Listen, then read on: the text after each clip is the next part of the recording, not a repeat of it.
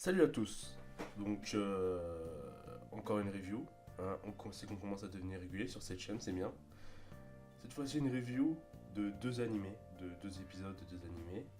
Deux animés à succès bien entendu, savoir Dead Alive et Promise Neverland. On va commencer par Dead Alive. Et Dead Alive c'est un épisode pas très convaincant. Voilà le titre que je donnerai à cet épisode. Alors bien sûr ça fait un moment quand même qu'on l'attendait, cette troisième saison de Dead Alive. Aussi, je préfère préciser maintenant, comme ça au moins ce sera clair et net. Je n'ai, je n'ai rien lu ou vu autre chose que l'animé pour Dead Alive. Donc je n'émettrai aucune critique quant à savoir si l'adaptation est bonne ou non. J'en ai rien à foutre. Voilà. Donc, euh, première chose à dire déjà, c'est que la scène d'introduction, où on voit les persos déconner, apparemment elle n'est pas dans l'œuvre de base, mais elle est bienvenue. C'est vrai qu'il faut réintroduire les persos. Mais tant qu'à faire, autant qu'elle soit drôle. Parce que honnêtement, même si elle peut paraître sympa pour quelqu'un qui est fan de la série, je pense que ça doit être un pur bonheur. Mais pour moi, c'est pas ouf. C'était pas marrant, c'était pas spécialement non plus agréable à voir. Après, c'est personnel, bon, c'est un truc à la con, mais honnêtement, j'ai pas passé un bon moment devant et c'était pas très beau, donc c'était pas forcément agréable à voir cette scène d'introduction. Mais bon, ils l'ont fait, il fallait la faire. Voilà, ça, je vais pas trop le reprocher. Ensuite, bon, on va aller au cœur de l'épisode, et pour moi, c'est là le cœur du problème, c'est l'apparition de la fameuse Natsumi. Natsumi qui était donc le personnage attendu de cette saison 3. Et ben là, c'est un peu la déception, parce que son apparition, je crois que c'est le moment où l'épisode nous a proposé la moins belle animation et les moins beaux dessins.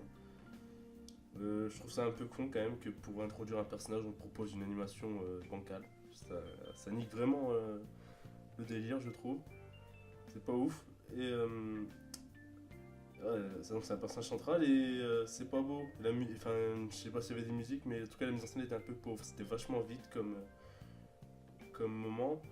Et le personnage en lui-même, de ce que je vois là, bon, voilà, je juge que sur l'épisode, mais elle est pas franchement brillante en soi. Ses réactions sont un peu clichés, un peu vues et revues. Bon, alors, bien sûr, la petite tenue, ça saura faire plaisir à tous les amateurs de seins et de fesses. Mais moi, ça n'a pas franchement marché. Et alors, elle cache un secret. Quand elle éternue, visiblement, il se passe quelque chose. Alors, je veux bien, bon, c'est hyper cliché, ce genre de truc. Quand elle éternue, il se passe quelque chose. Et elle se vexe parce que le héros, elle soupçonne le héros de l'avoir vu. Vu que je sais pas, je trouve ça un peu con quand même. Je la trouve un peu puérile cette Natsumi, un peu ridicule, un peu simpliste.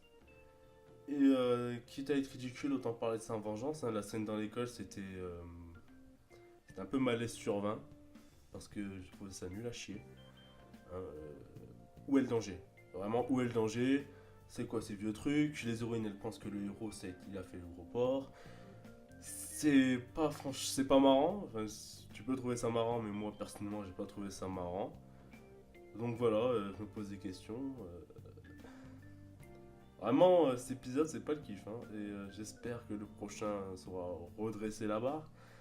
Parce que bon, pour le prochain, on nous hype, voilà, on nous dit, voilà, s'il trouve pas l'imposteur parmi une liste de personnes, Natsumi la fera disparaître. Mais bon, on sait tous pertinemment que personne ne mourra. Donc là encore, c'est un danger qui n'en est pas un. Donc je me demande où est passé l'enjeu pour l'instant. J'espère que ça va vite démarrer parce qu'il y a moyen que je drop l'animé avant que je me fasse trop chier. Après bon, c'est un épisode d'introduction, voilà, on va pas trop en demander, mais c'est vrai que j'en attendais beaucoup de Natsumi et de ce que j'en vois pour l'instant, c'est pas spécialement intéressant. Donc on va passer à l'autre épisode, Promise Neverland. Là par contre c'est beaucoup plus positif. Parce qu'honnêtement, quand je lis que c'est le studio Cloverworks qui est responsable de l'anime, j'avais très très peur. Parce que Cloverworks, il est responsable notamment de deux animes que je déteste. Alors en premier lieu, Persona 5, parce qu'ils ont fait l'exploit de foirer l'anime Persona 5. Et l'anime, bon, il y a beaucoup de fans, je sais, je vais sûrement faire détester pour ça, mais Je trouve pas Darling in France bon, et je trouve même très mauvais, pour dire. Donc voilà, quand j'ai su que c'était le studio derrière, j'avais très peur. Et on va commencer, on va faire point par point. Pour ce qui est de la forme, j'ai pas grand chose à dire. L'animation et les dessins ils sont basiques. Hein, moi je trouve pas ça beau comme j'ai pu voir. C'est pas beau, c'est normal hein, pour un anime de 2019, excusez-moi, mais on manquerait plus que ce soit foiré. Il n'y a pas de scène spécialement bien animée, vous voyez ce que je veux dire. C'est pas spécialement ouf. Et j'ai même qu'il y a 2-3 plans douteux au début là, lorsqu'ils sont en train de manger avec Mother donc. Ah aussi, je fais pas de résumé de l'épisode hein, parce que bon, si vous êtes là, vous l'avez vu. Bref, donc il y a 2-3 plans qui étaient pas ouf au début de l'épisode. Ça c'était. C'est bon, c'est un peu décevant, mais c'est vrai que pour un premier épisode, j'espère un truc quand même nickel de bout en bout. Pour ce qui est de l'opening et des musiques, c'est sympa, franchement, je vais pas vous dire qu'il est mauvais, mais c'est vrai que quand je vois le groupe qui fait l'opening, je m'attendais quand même à beaucoup mieux que ça. Bon, après c'est secondaire, mais dans l'ensemble, c'est plutôt bien réussi, la forme elle est plutôt bonne. Pour le reste, j'ai l'impression que la série, et ça c'est bien, qu'elle prend en considération le fait que certains connaissent l'histoire et que certains donc ont lu le manga. Je veux pas dire ce qui m'a fait dire ça, parce que ça spoilerait, mais la réaction d'un certain personnage me fait dire que l'anime a rajouté 2-3 trucs pour ceux qui ont lu le manga, et je trouve ça vachement cool. Si c'est le cas, hein, encore une fois, je suis pas sûr de ce que j'avance, mais si c'est le cas, c'est plutôt bien vu. Ensuite, le côté horreur, parce qu'il y a un côté horreur quand même hein, dans Promise Neverland, et notamment dans le premier épisode, dans le début, et ben il marche plutôt bien. Et ça, j'avais très peur parce que les couleurs dans l'anime sont un peu trop criardes pour moi. Et ça aide pas franchement. Ça aide pas franchement la mise en scène. Hein, ça aide pas franchement l'anime à devenir un peu sombre, effrayant, enfin, mais compris. Mais la mise en scène, elle corrige plutôt bien ça, notamment bon, la scène finale voilà, qui aura emballé beaucoup de monde et qui m'aura emballé, hein, puisque donc Emma et Norman découvrent donc que la petite qui devait quitter l'orphelinat s'est fait sauvagement assassiner. Et ils reprennent espoir en fait. Voilà, ils reprennent espoir. Et il y a une musique d'espoir qui se lance, une très belle musique d'ailleurs, qui se lance voilà, pour dire on n'abandonne pas. Et là, paf, d'un coup, on apparaît sur Mother qui lance un regard un regard de fou furieux sur la poupée en mode vénère. J'avoue que cette scène, elle marche plutôt bien. Il y en aura d'autres scènes comme ça. Il y a une scène en particulier à laquelle je pense qui m'avait fait sursauter dans le manga et j'espère que l'anime la réussira. À part ça, le jeu des seiyuu, les seiyuu choisis sont bons. C'est assez réussi de ce côté-là. Voilà, j'ai pas grand chose à le dire. C'est franchement surprenant. Je m'attendais pas à quelque chose comme ça. Donc j'espère, après cet épisode 1, donc peut-être que par la suite on va pas avoir cette qualité, mais j'espère que Cloverworks va continuer comme ça.